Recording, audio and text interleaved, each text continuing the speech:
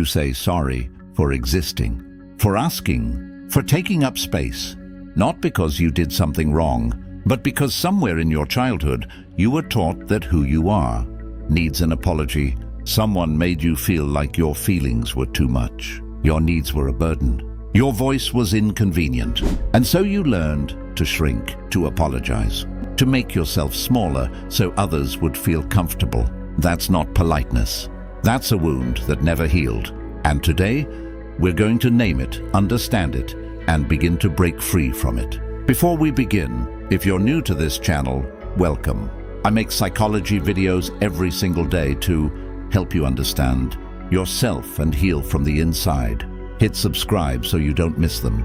Now, let's get into something that might change the way you see yourself forever. Do you say sorry, even when you've done nothing wrong? Someone bumps into you and you apologize. You ask for help and you start with, sorry to bother you. You share your opinion and you end with, but that's just me, sorry.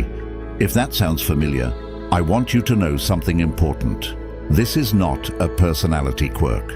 This is a pattern, and it started long before you had any control over it. It started in childhood, the psychology. Psychologists call this fawn response, a survival mechanism. When a child grows up in an environment where love felt conditional, where expressing needs caused conflict, or where a parent's mood was unpredictable, that child learns one thing very quickly.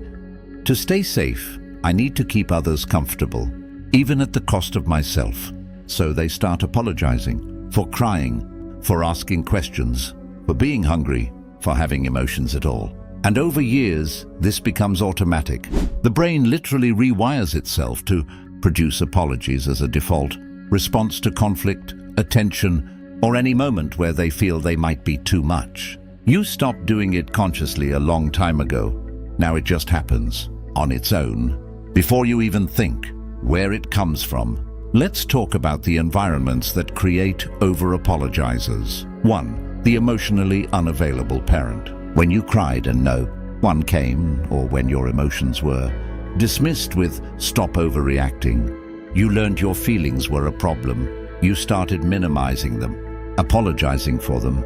2. The critical or perfectionist household. If you were constantly corrected, criticized, or made to feel you were never enough, you began preemptively apologizing before someone else could point out your flaws. Apology became armor. 3. Walking on eggshells.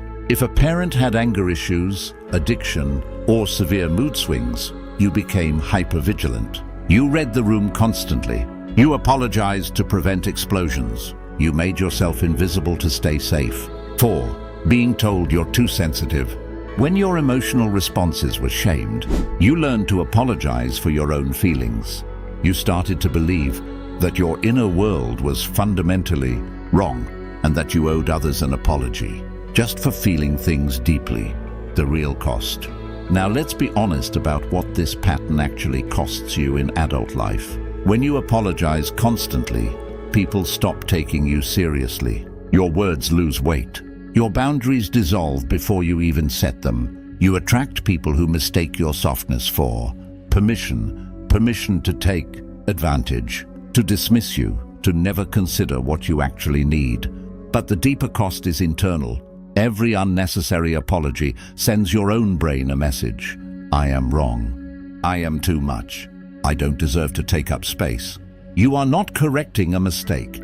You are confirming a false belief that was planted in you as a child, that your existence requires an apology. That belief is a lie, and it was never yours to carry. Signs you do this. Here are the signs this pattern is running your life. Check how many apply to you. You say sorry before stating your opinion. You feel guilty when someone is upset, even if it's not your fault. You over-explain your decisions to people who didn't ask. You avoid asking for things because you don't want to be a burden. You apologize for your success, your excitement, even your happiness. You feel anxious when someone seems even slightly irritated near you. If 3 or more of these are true, this video is for you. And what comes next might be the most important thing you hear today. How to break the pattern. Healing starts with awareness. But awareness alone is not enough. Here's what actually works. Step 1. Catch the apology before it leaves your mouth. For the next 48 hours, every time you feel the urge to say sorry, pause. Ask yourself, did I actually do something harmful? If no, don't say it. Replace it with something neutral. Instead of sorry to bother you, say, I have a question. Instead of sorry for feeling this way, say nothing. Your feeling doesn't need a disclaimer. Step 2. Trace the apology back. The next time you apologize out of habit, ask yourself, where did I first learn that this required an apology? When did I first feel that who I am was wrong? You don't need to answer immediately. The question itself begins the healing. Step 3. Reparent the part of you that was shamed. The child in you who learned to apologize was doing the best they could to survive. They were smart. They were adaptive. But you are no longer in that environment. Talk to that child. Tell them, you were never the problem. You didn't need to be sorry for existing, and I will protect you now. This might sound simple. It is not. It takes repetition. It takes patience. But it works. You were not born apologizing.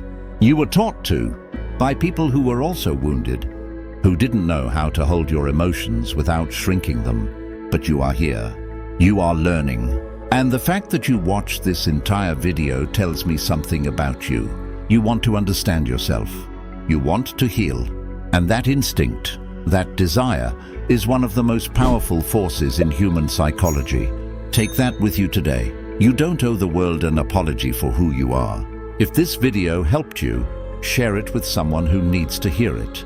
And I'll see you tomorrow with another psychology video designed to help you understand yourself a little more deeply.